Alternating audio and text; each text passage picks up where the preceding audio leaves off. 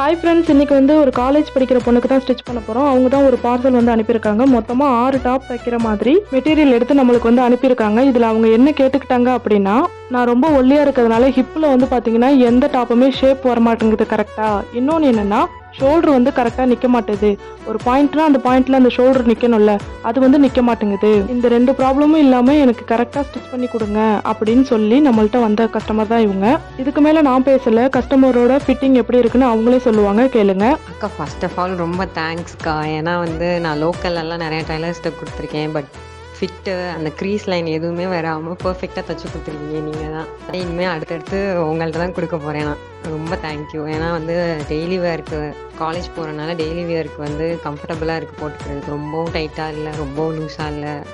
எனக்கு என்னோட பாடி ஷேப்க்கு ஏற்ற மாதிரி ரொம்ப நல்லா பண்ணி கொடுத்துருக்கீங்கக்கா. ரொம்ப தேங்க்யூ. இந்த ஒர்க் பிடிச்சிருந்துச்சுன்னா மறக்காமல் ஒரு லைக் பண்ணிவிடுங்க.